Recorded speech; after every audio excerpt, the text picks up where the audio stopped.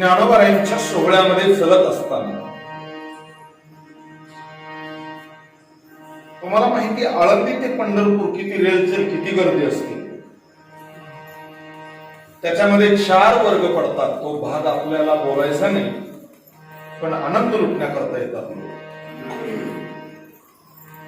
एक श्रीमंत अगदी असणाऱ्या बिल्डरची फॉर्च्युनर गाडी चाललेली होती अशी पालखीच्या जवळून, ज्ञानोबारायांच्या सोहळ्याच्या जवळून. सत्य अगदी असणारा अनुभवात आलेला दृष्टांत तुमच्या पुढे ठेवतो म्हणजे कडे. ट्रॅफिक जास्त होती, गाडी जरा दमाने चाललेली. साहेब झोपेतून उठले. ज्यांनी कधी दिंडी, टाळ, पखवाज पाहिलाच नव्हता, त्यांना फक्त एकच माहिती होतं, संडे हो या मंडे, पुढचं नाही बोलायचं. डोळे उघडले, पाहिलं तर काय गर्दी अफाट. तर ड्रायव्हरवर रागवले, इकडून कशाला गाडी आली. साहेब, ड्रायव्हर जरा धार्मिक होता. साहेब, भाग्य आपलं, ज्ञानोबारायांच्या सोहळ्यात आपल्याला काही न करता पुण्य भेटतंय, आपली गाडी चलते. मूर्खा, अरे वेळ व्हायला लागला आपल्याला, चल. थांबा साहेब, बघा काय पावले खेळतात टाळकरी, काय नाचतात. म्हणजे हे सगळं मला आवडत नाही. आता कोरोनामुळे सगळ्यालाच आवडायला लागलं.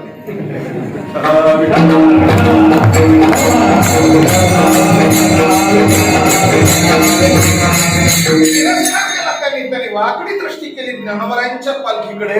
आणि ज्यावेळेस गाडी नाईलाज होता, ट्रॅफिक जाम होती समोर, गाडी तर थांबली. मग ते करमायला लागलं, एसीनं त्रास व्हायला लागला. मग गाडीचा काच खाली घेतला ड्रायव्हरनं. ड्रायव्हर लई हुशार असतात, त्यांच्या फक्त मनात यावं. गाडीचा काच खाली घेतला की मग तर बाहेरचा जो पखवाजाचा नाद होता ना, आवाज होता, ज्ञानोबा ज्ञानोबा ज्ञानोबा, आवाज होता. एक ताल, एक स्वर, एक टाळ, एकच आवाज, पताका आणि अशी उड्या मारित होते. तो नाद गाडीत आला.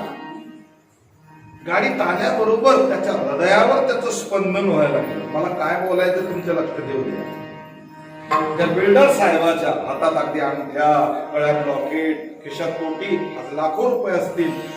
श्रीमंत व्यक्ती, कधी देवाचं दर्शन नाही, कधी पाहिलं नाही, पण तो नाद हृदयावर अगदी प्रतिबिंब होऊ लागला, त्याचा ध्वनी येऊ लागला.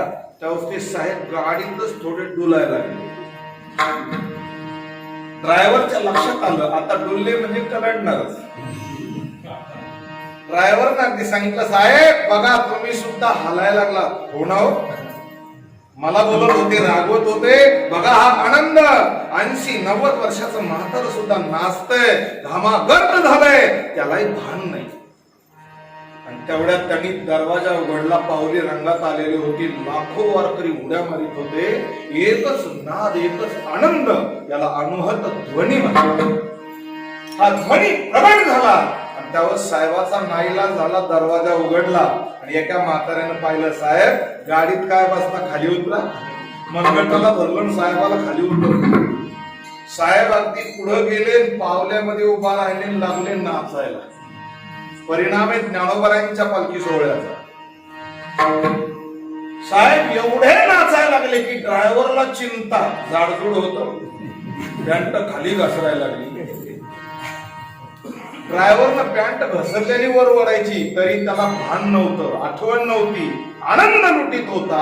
ही शक्ती फक्त वारकरी संप्रदायामध्येच आहे, इतर नाही. कशाने हे तुमच्या हृदयावर जर बिंबलं असतं तर वारकरी संप्रदायात हा आनंद आहे असं म्हणता क्षणी ऑटोमॅटिक टाळे वाजले असते. विठ्ठला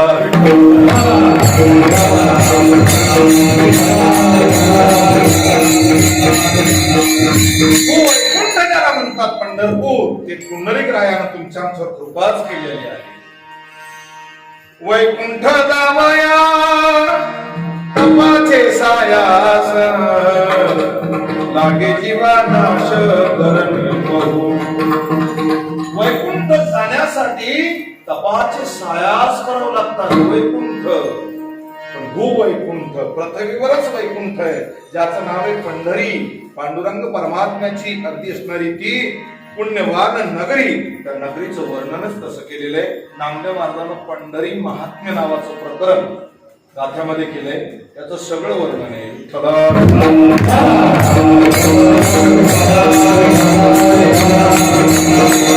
तुम्ही आम्ही सगळे भाग्यवान आहोत की आज कीर्तनात आहोत, टाळी वाजवतो, भजन म्हणतो, विठ्ठल विठ्ठल मुखातून नामस्मरण येत आहे, म्हणजे भाग्यवान आहेत आपण, पुण्यवान. आजची एकादशी महापर्वणी आहे. जसं भगवान शंकराची शिवरात्री आहे, तद्वत किंबहुना पांडुरंग परमात्म्याची ही आषाढी एकादशी. वर्षाच्या अगदी ज्या काही एकादशी असतात, 24 एकादशी, त्या एकादशी जर आपल्याकडून कदाचित एखाद्या वेळेस सुटतात एकादशी, आठवण राहत नाही, कोणी करतच नाही, त्याने आजचं जर व्रत केलं, आज एकादशी केली, फराळाचं घेऊन का होईना पण एकादशी केली आणि विठ्ठलाचं नामस्मरण घेतलं, तर निश्चितच मानव देहातून त्याचा उद्धार होणार, याच्यात संशय नाही. आजची ही महापर्वणी आहे. आजच्या या महापर्वणीला अनेक देवदेवते मंदिरामध्ये फराळ वाटप आहे, पाणी वाटप आहे, चहा वाटप आहे.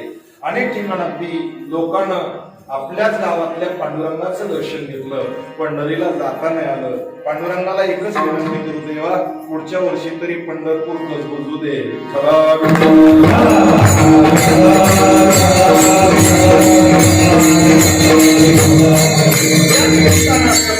मी अभंग निवडलाय. संत सम्राट विश्वविख्यात श्रीमंत साधू वैराग्य महामेरू भक्तिहृदय सम्राट जगद्गुरु तुकोबरायांचा अभंग आहे. अभंग तसा सगळ्यांच्या परिचयात असेल असं नाही, कारण की निमित्तानं निवडलेला आहे. अभंगाचा भावार्थ महत्वाचा आहे. तुकोबराय सांगतात, आनंद अद्वय 3 विशेषण लक्षण दिलेले आहे.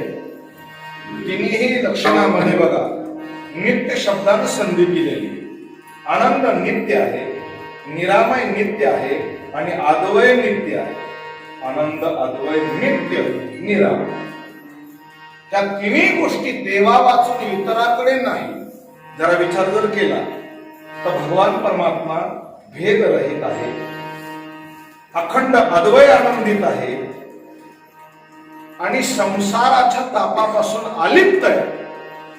सरळ आणि मराठी शब्दार्थाचा भाव मी तुमच्या पुढे ठेवलाय.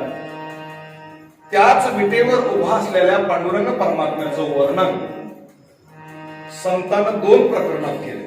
एक तटस्थ लक्षणात केले, दुसरं स्वरूप लक्षणात केले. आता हे सगळ्यालाच कळलं असं नाही, पण कळणाऱ्याला जरूर कळेल.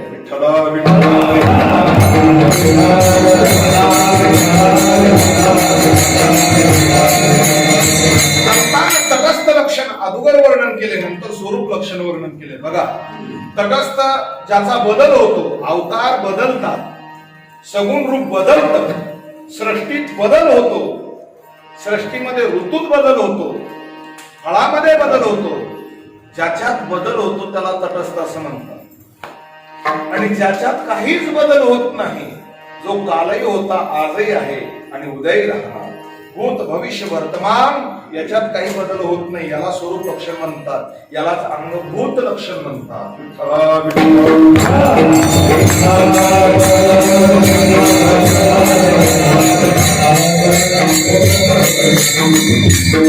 म्हणून तुकोबराने एका अभंगाच्या सुंदर शेवटच्या चरणात त्याचं उत्तर दिलंय. तटस्थ लक्षण, तटस्थ हे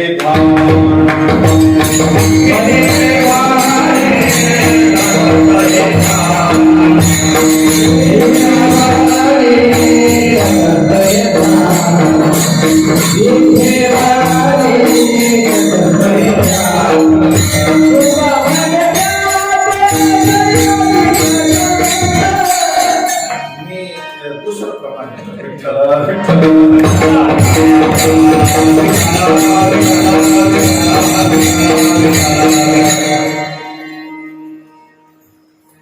तुका म्हणे नेत्री केली ओळखन, तुका म्हणे नेत्री केली ओळखन, तटस्थ हे ध्यान विटेवरी.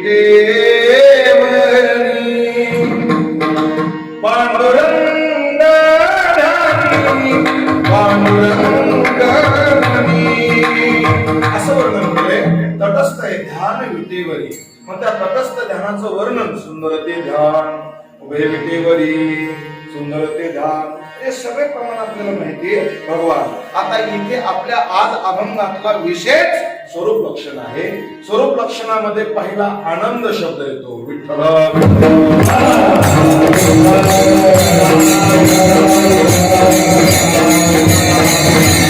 भागवतामध्ये श्रीमद भागवताची सुरुवात करतानाच वेदव्यासानं सच्चिदानंद रूपाय विश्वोत्पत्त्यादि हेतवे तापत्रय विनाशाय श्रीकृष्णाय नमः.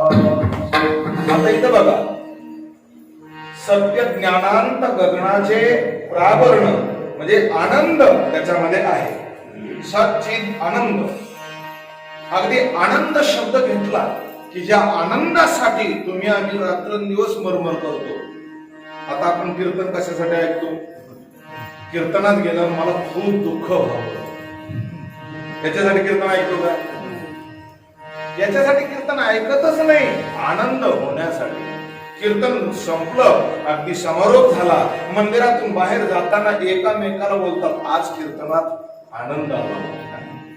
बरं ठीक आहे, लग्नामध्ये परणे निघतो. परणे नवरदेवाची मिरवणूक म्हणतात त्याला, आपल्याकडे निघतो ना, महाराष्ट्रात.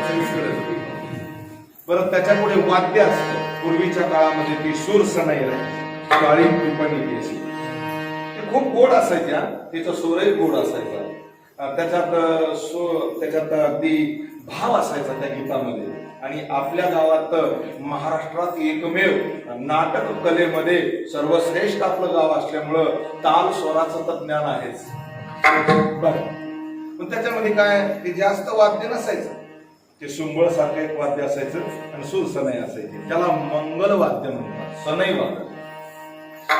सनई वादन आजही प्रख्यात आहे. बिस्मिल्ला खान गेले, पण सनई वादक बघा, आजही सनईची प्रॅक्टिस करणारे बरेचसे लोक आहेत. त्या सनई वादनामध्ये सनई जेव्हा सुरुवात व्हायची ना, मग तो देश असेल, भीमक्लास असेल, कोणता आनंद राग असेल, कोणताही राग गायल्याच्या नंतर माणसं ऑटोमॅटिक डुलायचे. रागात तेवढी ताकद आहे. आजही रागात ताकद आहे. भांडण होतं.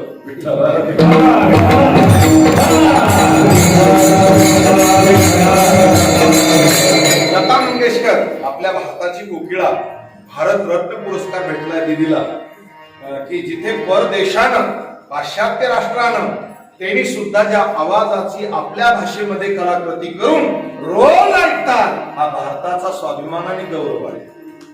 ज्यावेळेस ते गीत कानावर पडतं ना, ए मेरे वतन के लोगो, ज्यावेळेस ते गीत कानावर पडतं त्यावेळेस ऑटोमॅटिक हृदय रोमांच होतं, डोळ्यातून धारा लागतात. म्हणजे रागात तेवढी ताकद आहे. ते मोहम्मद रफी असतील, कुणी असू दे, आपल्याला जास्त बोलायचं नाही, वेळ कमी. रागात तेवढी ताकद आहे. म्हणे दीप राग गायल्यावर दिवे लागले. आता आम्ही जर गायला लागलो तर लाईट सुद्धा जाऊ शकते. असं कधी कधी होतं. ती रागाची तपश्चर्या.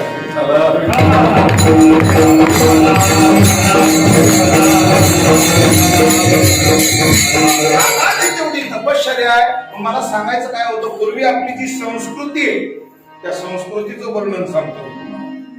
फार चांगली संस्कृती भारताची, फक्त आपण तिला विसरत झालो आणि आधुनिक युगामध्ये वागायला लागलो. पण त्याचा साईड इफेक्ट एवढा होऊ लागलाय की आज सगळ्या लोकांना त्याचं दुःख वाटतं. सनई गेली, नंतर बँड बाजा आला. ते तरी बरं होतं, त्याच्यातही संगीत होतं, त्याच्यातही गीत होतं, त्याच्यात भाव होता. त्याच्यानंतर मधी मधी डोली बाजा आला, नुसतं कुटायचं. मध्ये ते वादळ होतं बरेच दिवस, गणपती मिरवणुकीला किंवा अगदी कशाला. मग ते कमी झालं. आता काय, आता डीजे आला. बरोबर आहे का? बरं, डीजे आला तर त्याच्यात गाणे तरी चांगले पाहिजेत ना. त्या गाण्याला भाव असावा, काहीतरी अर्थ असावा. बरं, त्याच्यातला आवाज किती असावा. रणवाद्य येते. आमच्या गावात डीजे वाजल्यामुळे 3 म्हातारे अटॅकनी मेले. एवढं कठीण वाद्य ते, डंग डंग डंग, भिंती पडतात, घरातले डबे, साहित्य पडतं, एवढा किरकस आवाज. आणि त्याच्या पुढे मुलं नाचतात. बरं त्याचं वैशिष्ट्य असं आहे की त्याच्या पुढे नाचायचं म्हणजे गाईचं दूध पेल्याशिवाय नाचतंय. तुम्ही हसले म्हणजे जागे.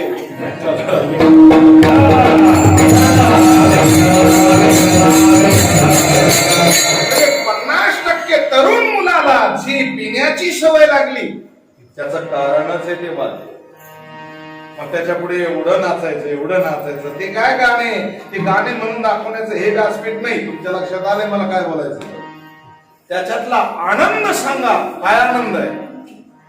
एवढे नाचतात, लग्न असतं 12:30चं लागतं 4:30ला, मुलीचे वडील परेशान, गाव सगळं वैतागून जातं आणि नाचणाराच्या कधी पॅन्टी फाटतात हे सुद्धा त्यांना कळत नाही.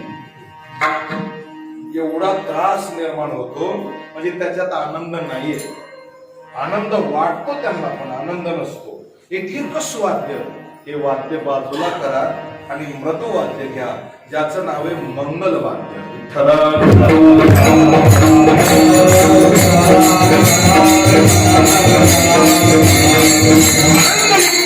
ते आपल्याला ज्याची गरज आहे त्याचा आनंद बघा तुम्ही. लग्नामधला आनंद प्रत्येकाचा वेगळा वेगळा असतो, एक नाही. जेवणाराचा वेगळा, लग्न पाहणाराचा वेगळा, त्याच्यातल्या चुकी शोधणाराचा वेगळा, नवरदेवाचा आनंद वेगळा, नाचणाराचा आनंद वेगळा. मला सगळं लग्न नाही मांडायचं तुमच्या पुढे. वरमाईचा आनंद वेगळा. तिचा आनंद कधी असतो जर युवाई बापून जास्त साहित्य दिलं लग्नात तर आनंद असतो. जर कमी पडलं तर मग पाहायचं काम नाही, सोडा विषय, आपल्याला त्याचं घेणं नाही. तो आनंद आहे, पण तो आनंद म्हणायचा असतो, तो नसतो, तो खोटा असतो. म्हणूनच बरेचशा लोकांना संसारात आल्याच्या नंतर दुःख भोगावं लागतं, मग ते रडतात. एवढे रडतात मग म्हणतात देवा या संसाराच्या भानगडीत नसतो पडलो तर बरं झालं असतं. म्हणजे आपण सगळ्याच वर्गात आहोत.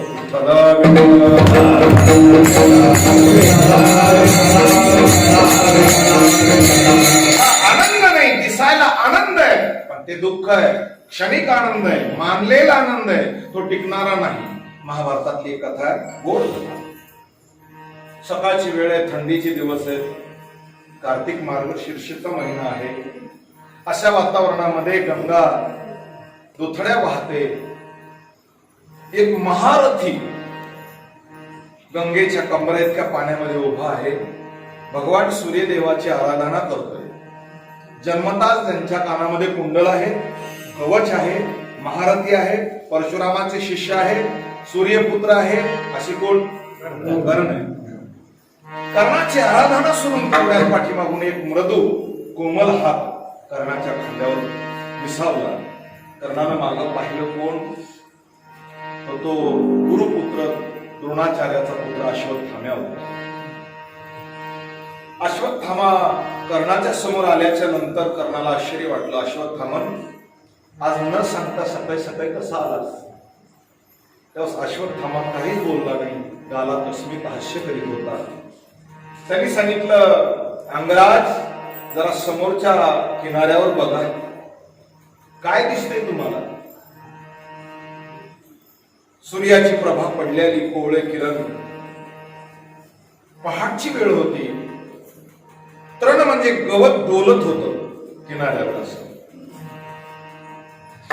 थंडीचे दिवस होते. कर्ण म्हणला, काही नाही, समोरच्या किनाऱ्यावर पक्षी उड्या मारतात, चिवचिव करतात, गवत अगदी डोलतय, उन्हाचे कोवळे किरण त्याच्यावर पडलेले. तरी अश्वत्थामन म्हणत होता, हे अंगराज, तुम्ही चांगलं निरीक्षण करा, तुम्हाला काय दिसतंय? कर्ण ज्ञानी होता, चटकन लक्षात आलं. कर्णानं सांगितलं की त्या गवतावर, जे तृण आहे, जे गवत आहे, त्या गवतावर पाण्याचे थेंब साचलेले, ज्याला आपण ग्रामीण भाषात दैवर असं म्हणतो किंवा दवबिंदू असं म्हणतो. बरोबर आहे की नाही? अश्वत्थाम्यानं चुटकी वाजवली आणि सांगितलं, कर्ण, सांग या दवबिंदूचं आयुष्य किती? गवतावर साचलेल्या पाण्याचं आयुष्य किती? कर्णानं सांगितलं, अश्वत्थामन, तू एवढा ज्ञानी आहेस, अरे यांचं आयुष्य भविष्य यांच्या हातातच नाही. थोडं वारं जास्त आलं ना, वायू आला की जमिनीवर पडणार आणि संपणार. बस उत्तर मला भेटलं. काय उत्तर आहे? तसंच मानवाच्या जीवनामध्ये दवबिंदू सारखा आनंद आहे.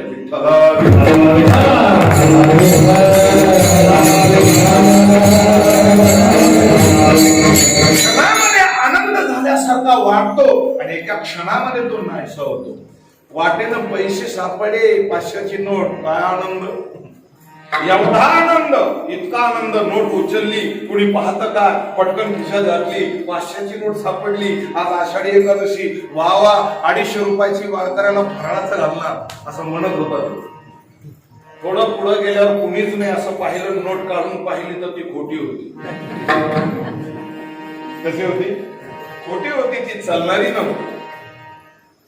सापडलं, ज्यावेळेस 500ची नोट सापडली त्यावेळेस किती आनंद, एवढा आनंदित झाला.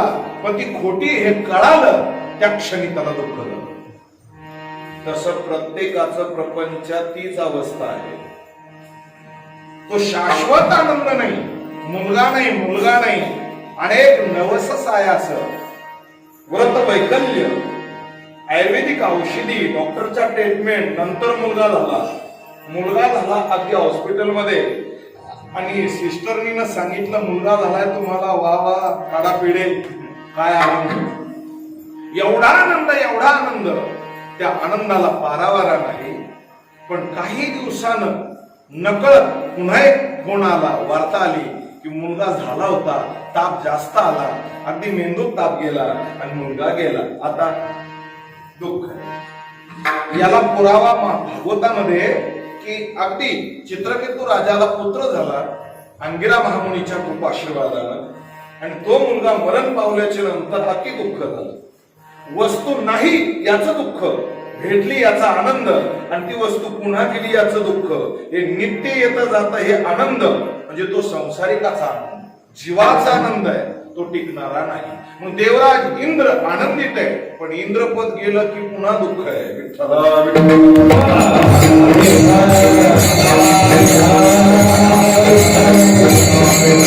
पदाचाही आनंद तसा, भोगाचाही आनंद तसा, म्हणजे तो आनंद संसाराचा न टिकणारा आहे. मित्र आपल्याला गोड बोलतोय तोपर्यंत आनंद आहे, पण काही मागतोय त्यावर दुःख आहे. हीच अवस्था आहे प्रत्येकाची. प्रत्येक म्हणजे आपल्याला जास्त वेळ घ्यायचा नाही याच्यावर. संसारामध्ये ही अवस्था आहे. जरा उदाहरण बघा, प्रत्येकाच्या घरामध्ये वाटतो आनंद पण तो नसतो. वाटतो आनंद, कोणी आदिदैविक तापात आहे, कोणी आदिभौतिक तापात आहे, कोणी आध्यात्मिक तापात. म्हणजे प्रत्येकाला दुःख आहेच. दुःख नाही असा एकही व्यक्ती नाही. याच्यात भागवतात किती सुंदर वर्णन केले. न चेंद्रस्य सुखम राजन, आत्मदेव नावाचे ब्राह्मण आहे, गोकर्ण त्यांचा पुत्र आहे, गाईचा पुत्र, ज्यांच्या घरी गाय होती. धुंदुलीचं चरित्र वर्णन केलं. आत्मदेवानं प्रश्न विचारला, हे ज्ञानी गोकर्णा, सांग सुख कुठे आहे? त्यावेळेस अगदी गोकर्णानं उत्तर दिले, न चेंद्रस्य सुखम राजन, सुख राजालाही नाही, न इंद्राला नाही, न ब्रह्मदेवाला नाही. सुख असती विरक्तश्च मुनिरेकांत जीवी. सुख फक्त संतांना आणि देवाची भक्ती करणाऱ्या वारकरी भक्तांना.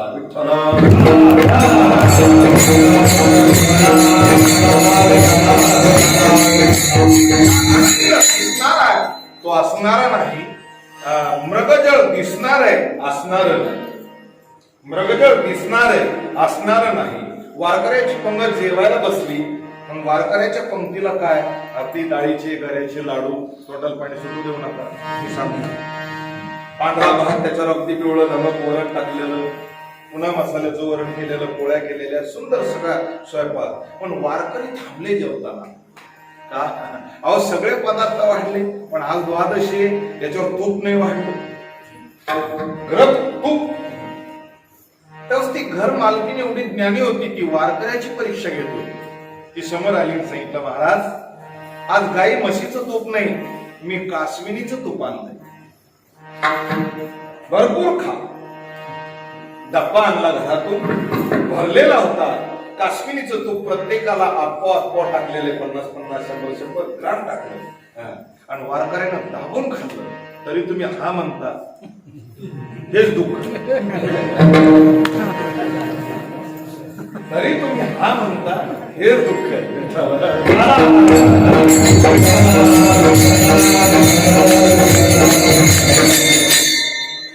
आगा मुख मिळवीन जैसे पिलियाचे पोषण करी निरीक्षण उर्मी जेवी. ज्या काश्मिनीला स्तनच नाही, दूधच नाही, ती बालकाला दूधच पाजत नाही, आपल्या नयनानं दूध पाजते, ते त्या काश्मिनीच्या दुधाचं तूप होईल कसं? म्हणजे नाहीच तर ते भेटन कसं? महादेवाची पूजा करायची, पारेश्वराची फुल व्हायचे महादेवाला. ब्राह्मण भटजीबानं सांगितलं, आज गुलाबाचं नाही, ना अगदी मोगऱ्याचं नाही, पारिजातकचं नाही, कोणतंच फुल जमत नाही, आज ख पुष्प आहे. आपण नेहमी कीर्तन ऐकणारी मंडळी. ख पुष्प म्हणजे काय? ख म्हणजे आकाश. आकाशाचं पुष्प आणता येईल का? ते आणताच येत नाही, ते नाहीच, तर आणता कसं येईल? काश्मिनीला तूपच नाही, दूधच नाही, स्तनच नाही, तर तूप कसलं, ते भेटल कसं? तसं मृगजळ हे पाणी नाहीच, तर हरणाला भेटेल कसं? तद्वत या न्यायानं संसारात आनंद नाहीच, तर तो प्राप्त होईल कसा?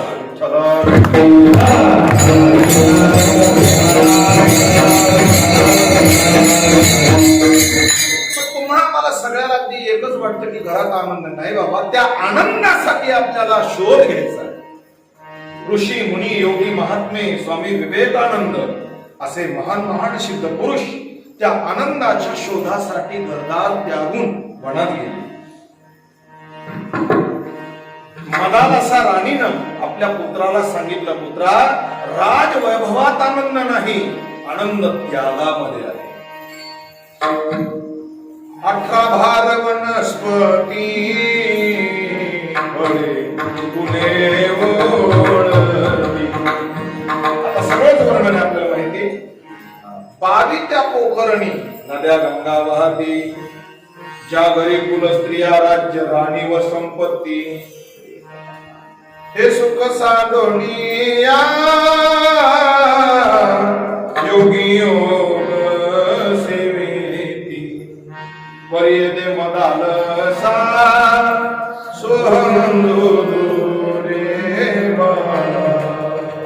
आपल्या आईनं आपल्या लेकराला सांगितलंय, बाळा, अरे एवढं सुख सोडून दिलंय महान महान सिद्ध मुनीनं, राजे लोकांना. त्याच्यात भरत राजाचं वर्णन केले. नाथ महाराजांना एकादश स्कंदात त्याचं वर्णन केले. समुद्र वल्यांकित राज्य केले, नाना भोग भोगिले, जे सुरवरानं पाहिले नाही असा राजा भरत.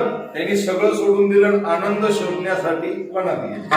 आता पुढं काय झालं हे नाही सांगायचं, पण आनंद शोध घरात नाही, इथं तर दुःखच आहे. तुम्ही किती कमवून आणा, दारात आले किंवा आतून चेहरा पाहायला भेटतो आपल्याला. अगदी मेन कापड जळायला सांगा, आपल्याला चिंता वाटते, आता काय झालं असेल. आपण घरात जात नाही, बसत नाही की ती लेकराला धरतील समोर आणतील, बद मारती, कसा बापावर गेला. झालं तरी काय? अहो, घरात दळणाचा पत्ता नाही, लाईट बिल तुम्ही भरलं नाही तर लाईट बंद झाली, माझ्या मोबाईलचं रिचार्ज संपलं, साहित्य किराणा नाही, तुम्ही बाहेर गेले तिकडं जाऊन बसले, एवढी बोलली, जेवायला तर वाढलंच नाही, पाणी तर दिलंच नाही, काय आनंद आहे. म्हणजे अनेक पती राजांना दुःख भोगावं लागतं आणि ते भोगतात. राजा दशरथालाही भोगावं लागतं. इतराची काय कथा मला सांगा. आनंद संसारात नाही, तो परमार्थात आहे. त्याचा शोध घ्यायचा आहे, तर त्याची ओळख आपल्याला पाहिजे. आपण आनंद शोधायला निघतो, भेटत नाही, पूर्णपणे आपल्याला त्याची ओळख पाहिजे, जाणीव पाहिजे. ज्या उपास्य देवतेची भक्ती आपण करतो, ज्याची उपासना करतो, ज्याची एकादशी करतो, ज्याला विठ्ठल म्हणतो, त्याच्या स्वरूपाचं ज्ञान आपल्याला असणं गरजेचं आहे.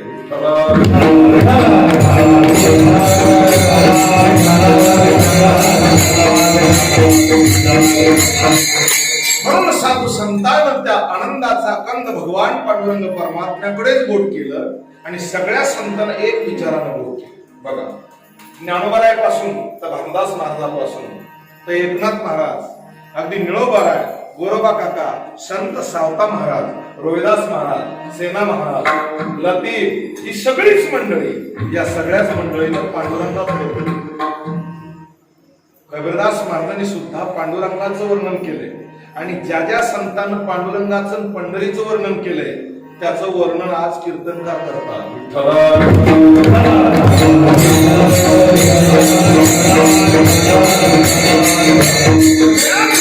पंढरीचं वर्णन ऐका, पंढरीचे महिमा,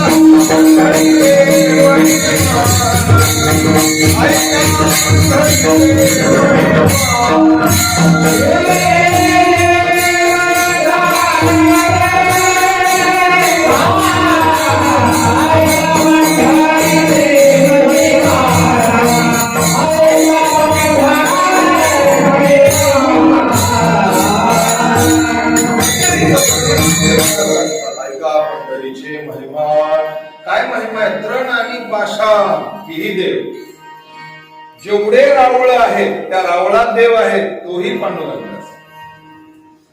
जिथं ते लोक जमतील तेही देवच, त्याच्यापेक्षा दुसरं काहीच नाही. म्हणून पंढरीशी लोका नाही अभिमान, किंवा पंढरीशी कोणा नाही अभिमान, पाया पडे जन एकमेका, एकामेकाच्या पाया पडतात. पंढरपूरचं महत्व ही सुदर्शन चक्रावर धारण केलेली भूवैकुंठ नगरी, हे वर्णन केले.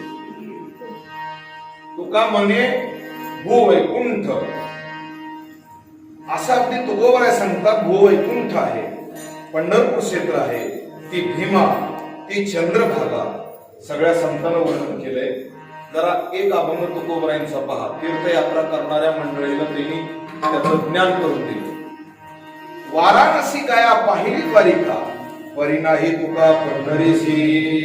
पंढरीची तुलना करणारी वाराणसी गया, द्वारिका, अगदी गंगासागर, बद्रिका आश्रम किंवा बद्रीनारायण, ही सगळे काही तीर्थयात्रा करणारी मंडळी आहे ना, त्यांनी पंढरपूर जर पाहिलं नसेल तर तीर्थयात्रा करून पाहिलं.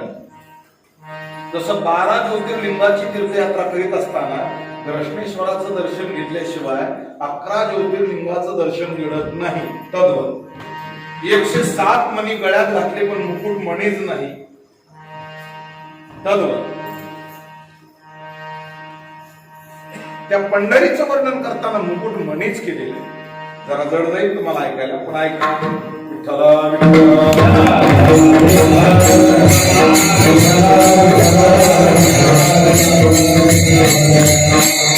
सगळ तीर्थावुनी, सगळ तीर्थावुनी, पंढरी हे मुकुटमणी, मुकुटमणी संख्यी पंढरी. अनेक तीर्थयात्रा केल्या पण पंढरपूरची तुलना करता येत नाही. याच्यावर तुकोबराय सांगतात, तू 4 धाम यात्रा केलीच बाबा, पण पंढरपूरचं महत्व मी तुला सांगतो. उदंड पाहिले, उदंड ऐकिले, उदंड पाहिले, उदंड ऐकिले, उदंड वर्णिले, क्षेत्र महिमे आयशी चंद्रभागा.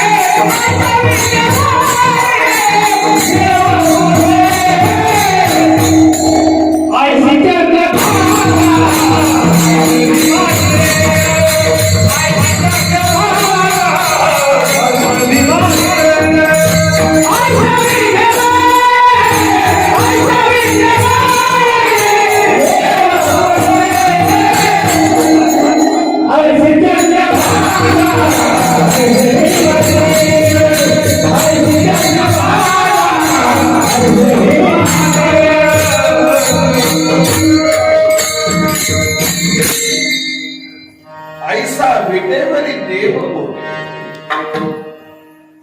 ऐसी चंद्रभागा ऐसे भीमा नाही बाबा, ऐसे संत जन, ऐसे हरिदास, ऐसा नामघोष सांगा कोठे. इथं देवाचं दर्शन घ्यायला आपण बालाजीला गेलो, तिथं पैसे टाकून 10 फुटाच्या अंतरानं दर्शन. अनेक द्वारिकेला जा, गयेला जा, प्रयागला जा, अनेक तीर्थयात्रेत जा, पण आपल्याला पांडुरंगासारखा देव नाही. चोखोबरायांनी काय वर्णन केले, माझ्या विठ्ठलाला कसलाच भेदभाव नाही. खटनट यावे शुद्ध होऊन जावे, दौंडी पिटी भावे शोभा मेळा. चोखोबराय सांगतात प्रत्येकाला पायाचं दर्शन, पायाचं दर्शन. भगवान स्वतःहून सांगतात, भगवान म्हणतात भवसागर तरता कार्य करिता चिंता, पैल उभा दाता विटे कटिकर ठेवूनिया. त्याचे पायी घाला मिठी, मोल निघे जग जेठी, भावा एकासाठी खांदी वाहे आपुऱ्या.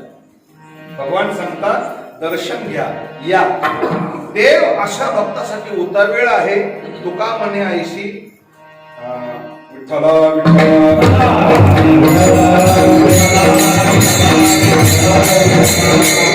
ऐसे अर्थ ज्याच्या म्हणी, त्याची चक्रपाणी वाट पाहे उभा बेटीशी आवडी.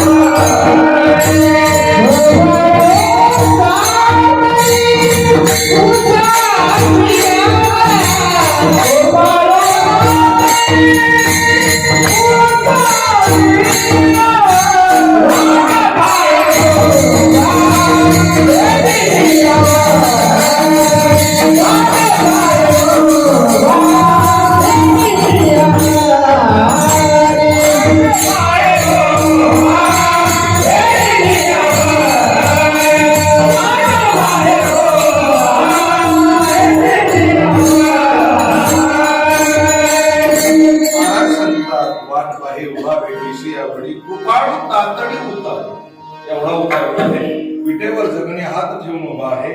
आता भगवान ज्या विटेवर उभा आहे ती पुंडलिकानं फेकलेली वीट आहे. विटा केला ठोंबा म्हणून विटेवरही उभा, म्हणून त्याला विठोबा असं म्हणतात. असेही व्याख्या केली. भगवान परमात्मानं जगणे हात ठेवले, कमरेवर नाही, जमिनी हात ठेवले, कमरेच्या खाली थोडे, म्हणूनच कंबर इथं बांधलं जातं, लक्षात घ्या. आता इथे हातच का ठेवले, त्याचाही पाठीमागचा वैज्ञानिक कारण आहे की भगवंतानं जगाला दाखवून दिलं की जो माझ्याकडे येईल त्याला भवसागरातलं पाणी फक्त इथपर्यंत या, तुम्हाला बुडू देणार नाही. वैशिष्ट्य आहे त्याच्यामध्ये. जरा बघा, भगवान शंकराला आपल्या मस्तकावर धारण केले. जेव्हा महापूजेचा योग जर आला पंढरपूरला आणि जवळून आपल्याला पाहायला भेटलं तर निश्चितच आपल्याला पाहायला भेटेल. अगदी मकर कुंडली, तिथं मीन म्हणजे मासे अगदी असणारे ती आकृती भगवंतानं जवळ धारण केलेली. मीन हा प्राणी म्हणजे मासा हा अत्यंत चपळ, चतुर आणि देखणा. एवढ्या चपळाईनं, चतुरताईनं भक्ताचे आर्तस्वर, दुःख ऐकण्याचं काम भगवान करतो. सगळे वैशिष्ट्य आहेत बघा, लक्षात घ्या. भगवंताच्या सरळ अगदी रूप काय वर्णन करावं, त्याचं वर्णनच करता येत नाही. त्यांनी नासाकडे दृष्टी ठेवून समचरण आहे, हेही आपल्याला पुढे बोलायचंय. असा भगवान पांडुरंग परमात्मा विटेवर उभा आहे, भक्ताची वाट पाहतोय, आनंदाचा कंद आहे. म्हणून त्या परमात्म्याकडे जाण्यासाठी सगळ्या संतांना अंगुली निर्देश केला, पंढरपूरला जा.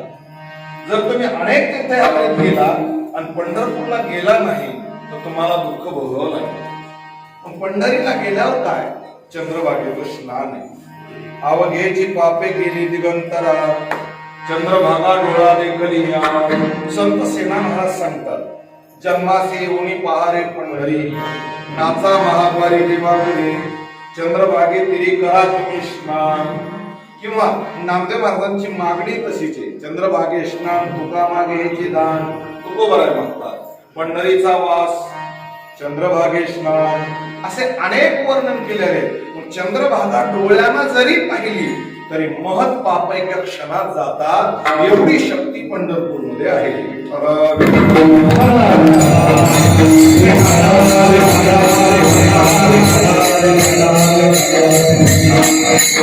नेनो उघडे, नेनो ब्रह्म मार्ग चुकले, उघडे आले पंढरपुरासी. भगवान पांडुरंग परमात्मा परब्रह्म पंढरपूरला आलाय, विटेवर उभा राहिलाय.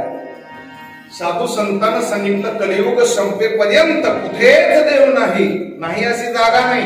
पण विशेष रूपानं पंढरपूरला जा, पांडुरंगाचं दर्शन घेतलं की साक्षात देवाचं दर्शन. ती मूर्ती नाही गडविला, नाही बैसविला, असा पांडुरंग परमात्मा आहे. त्याचं वर्णन करताना तुकोबरायनं वर्णन असं केलंय, पहिला शब्द घातलाय आनंद. त्याला पाहिल्याच्या नंतर आनंदच आनंद रे विठोबा झाला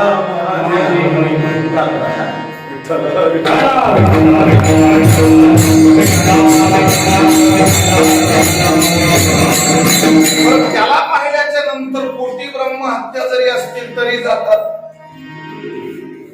काय महिमा वर्णू आता सांगणे किती, कोटी ब्रह्महत्या कोटी ब्रह्महत्या मुख पाहता जाती, एवढी शक्ती. म्हणूनच साधू संतांना पताका घेऊन त्याची वारी केली.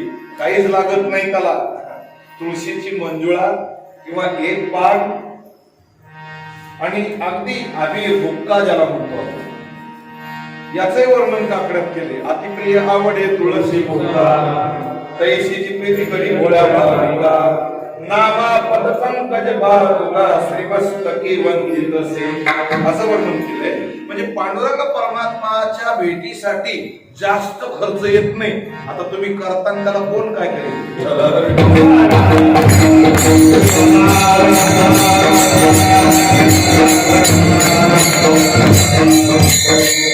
त्याला कशाचीही गरज नाही. देवा कारणे भावत असणार, कशाचीच गरज नाही. हेच कीर्तनात ऐकलं. पैठणच्या मुख्य मंदिरामध्ये रोज आपल्या वडिलाला सांगायचं, बाबा मला कीर्तन ऐकायचंय, मला घेऊन चला. रोज न्यायचे वडील कीर्तन ऐकायला, म्हणून लेकरायला कीर्तन ऐकायला आणत जातात. सध्या या मोबाईल आणि टीव्हीनं सगळ्या संस्कृतीचा नाश सुरू केला. त्यांना जर ग्रंथातलं, आपल्या परंपरेतलं, भारतातल्या इतिहासातलं विचारलं तर सांगता येणार नाही. पण टीव्हीतलं काही पण विचारा, ते जरूर न चुकता सांगतात. एवढे मुलाच्या हातात मोबाईल आला लहान वयात, वेडे झाले लेकर त्यांनी. आज संस्कृती संपत चालली. आज लहान मुलं मंदिरात यायला तयार नाही, ग्रंथ वाचायला तयार नाही. आपला इतिहास ज्यांना माहिती नाही, आपल्या भूमीचं महत्व माहिती नाही, भविष्यात कसं होणार आहे. आणि पाश्चात्य संस्कृतीत अशा की त्या हिंदू धर्मावर टपून बसलेल्या.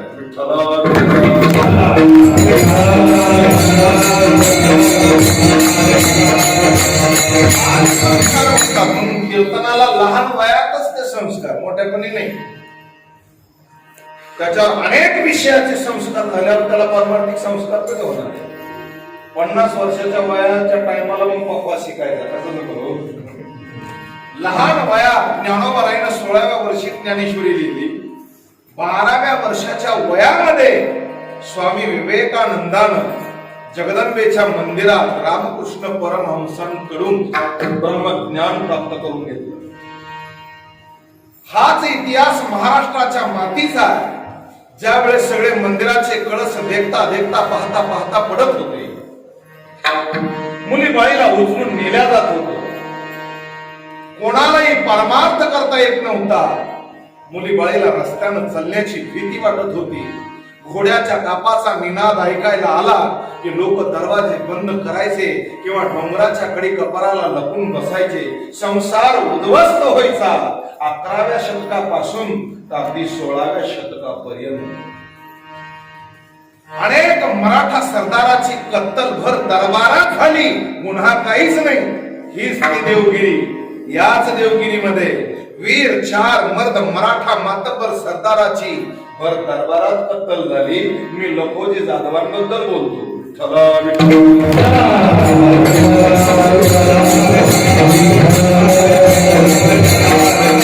एक महान वीरांगणा की जिने देवीची आराधना केली. हे जगदंबे, या महाराष्ट्राला, या दख्खन राष्ट्राला, या स्वराज्याला न्याय पाहिजे. देवदेवतेचं राज्य यावं, बळीराजाचं राज्य यावं. याला कुणी नराधमानं तुडवू नये. यासाठी रक्षणासाठी पुत्र दे अशी पदर पसरून हात मारली, मागणी केली. त्यावेळेस शिवाईदेवी प्रसन्न झाल्या आणि 9 महिने 9 दिवसाच्या नंतर शशी ऋतूमध्ये शुक्ल नाम संवत्सरा, शुक्ल संवत्सर आहे त्या सिंह लग्नावर वार शुक्रवारी शवनेरीच्या गडावर दिवस मावळतीच्या टायमाला एक महा वीरांगणा राजमाता स्वराज्य जननी जिजाऊ मासाहेबांच्या पोटी एक दिव्य रत्न जन्माला आलं. ते म्हणजे महाराष्ट्राचं वैभव राजे. आता इतिहास सांगायला आपल्याला वेळ कमी आहे. सांगतोय 19 फेब्रुवारी 1630 शालिवान शके 1551 अशा असणाऱ्या तिचीवर राजे अवताराला आले, जन्माला आले. लहान वयातच जिजाऊ मासाहेबांना कर्तव्य म्हणून एक संस्कार शिकवले. शोभा, लहान मोठ्याचा आदर करा, साधू संतांचा आदर करा, आपल्या देशाची जे ग्रंथ संपत्ती आहे त्याचं वाचन करा म्हणून अभिमन्यूचं चरित्र शिकवलं. रावणाची अनित्य अत्याचार दाखवला आणि रामानं त्याचा वध कसा केला हे शिकवलं. एका बाजूला रामायण, एका बाजूला महाभारत. राजे घडले आणि एवढे घडले की महाराष्ट्राचा इतिहासच बदल झाला. मला सांगायचं काय, संस्कार हे लहान वयात असतात, मोठ्या वयात नाही.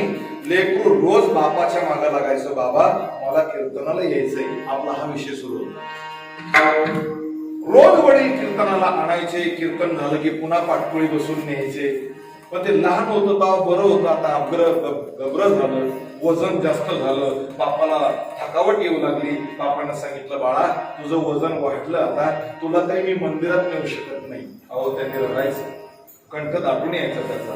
मला कीर्तनाशिवाय जमत नाही, मला घेऊन चला, मी आता तिथंच राहील. मग त्याने निर्णय घेतला त्या लेकरानं त्याच मंदिरात राहायचं. अहो बाप त्याला पाठवून उचलून का नेत होता? त्याला कमरेपासून खाली पाय नव्हते, गुडघ्यापासून खाली हातही नव्हते, कोपरापासून. म्हणजे ओंडका देव होता. कोण असेल हे तुमच्या ध्यानात आलंच नव्हतं.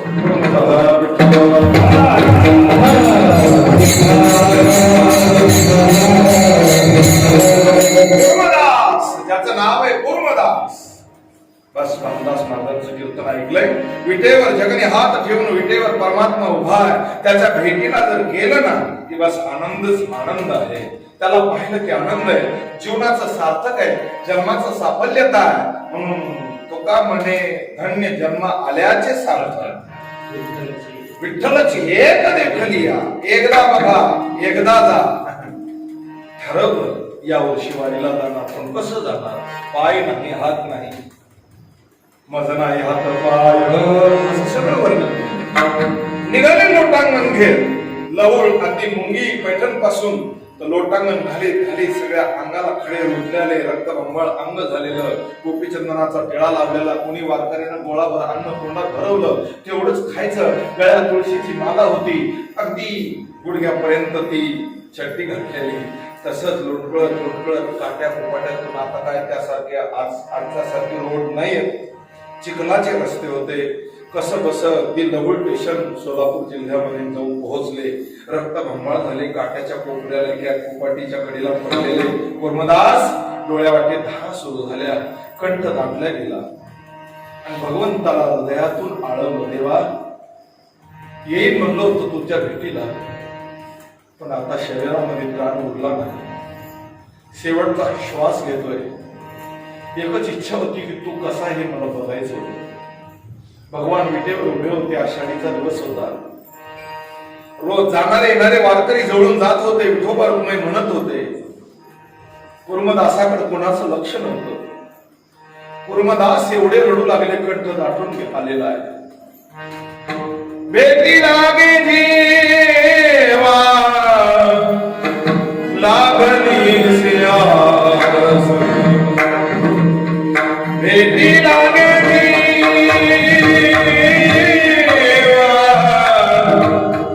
लागली सियास,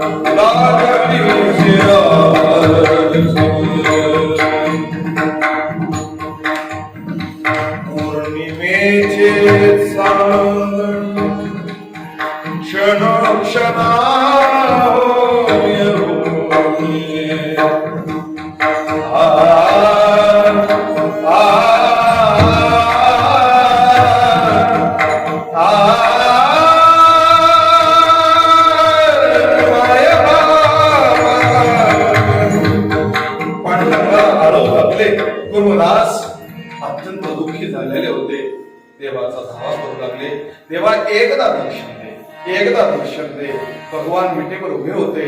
महाअभिषेक सुरू होता. महापूजा सुरू होती. ब्रह्मवंद मंत्र म्हणत होते. अनेक षडोपचारी पूजा होत होती. पांडुरंगाचं लक्ष नव्हतं. रुक्मिणी मातेचं लक्ष गेलं आणि सांगितलं, देवा एवढा उतावीळ का झाला तुम्ही? त्यावर देवानं सांगितलं, माझा एक भक्त लवण स्टेशन पर्यंत आलाय, मला जायचंय. पांडुरंगानं विटेवर उभी टाकली आणि अगदी भगवान स्वतः कुर्मदासाच्या जवळ प्रगट झाले. काय शक्ती आहे नामाची, भक्तीची एवढी शक्ती आहे. आज तुम्ही आम्ही भक्ती करतो पण ती शक्ती कमी पडते. कुर्मदासाच्या जवळ येऊन भगवान बसले आणि डोक्यावर हात फिरवला. कुर्मदासानं डोळे उघडले. उलमणीत नेत्रानं पाहिलं तर तो आनंदाचा कंद, ज्याचं मुख पाहिल्याच्या नंतर कोटी ब्रह्म हत्या जातात, ज्याचं मुख पाहिल्याच्या नंतर अनंत जन्मीचा शील जातो, ज्याचं मुख पाहिल्याच्या नंतर अनेक दोषाचा परिहार होतो, ज्याचं मुख पाहिल्यावर जन्माचं सार्थक होतं. कुर्मदासानं देवाला पाहिलंय. काय ती मूर्ती? राजस कुमार, मदनाचा पुतळा. भगवंताला पाहिलं, हात नव्हते. मनोमनी मस्तक भगवंताच्या चरणावर ठेवलं आणि सांगितलं, देवा कृत्य कृत्य झालो, इच्छा केली ते पावलो, जन्मा आलो त्याचे आज बळ झाले साचे. देवा तुमचं मुख पाहिलं. जे भानदास महाराजांना वर्णन केलंय की देव आनंदाचा कंद आहे, ते आज प्रचिती आली आणि कुर्मदासानं भगवंताच्या चरणावर आपला दिवस समर्पित केला. तिथे आजही कुर्मदासाची समाधी. चरित्र मी इथे ठेवतो. मला सांगायचं काय, भगवंताची वारी ज्याला हात नाही पाय नाही हे करू शकतात, तर तुम्ही आम्ही का करू शकत नाही?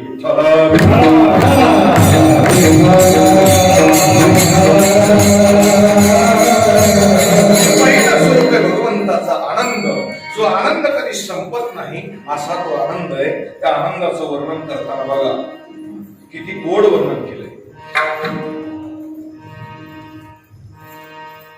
आज हे आनंद रे, आज हे आनंद रे, सभाय अभ्यंतरू परमानंद रे. ज्या आनंदाला दुःखाचा लवलेश नाही तोच आनंद. म्हणून बघा, संसारात किती पैसे कमवा, किती संपत्ती कमवा, किती मान्यता कमवा, दुःख होणारच. पण परमार्थात या आणि भगवंताचं मुख पहा, आनंद झाल्याशिवाय राहणार नाही. पहिला शब्द आनंद. तुकोबराय म्हणतात, आनंदाला आम्ही आमच्या हृदयात साठवू. याच्यावर एक प्रमाण सांगू आपण, भजन घेऊ, वेळ संपलेली. मला सांगायचं काय बघा, तुकोबराय सांगतात, आनंदाच्या पोटी साठविल्या आम्हा पोटी. आम्ही आनंदाच्या पोटी म्हणजे पांडुरंगाला आमच्या हृदयात साठवलं. तसं सावता महाराजांनी साठवलं, अनेक संतांनी साठवलं. सांगायचं एक आनंद. आता आदवय जिथे भेद रहित आहे त्याच्यापासून अनेक होतील पण तो अनेक नाही. यासाठी आपल्याला 5 मिनिटं तुमच्याकडून घ्यायचे, गोड भजन करू, सगळ्यांना हात वर करायचे. आज आषाढी एकादशी आनंदाचा दिवस आहे. आपण सगळे भाग्यवान आहोत. गोड भजन करा.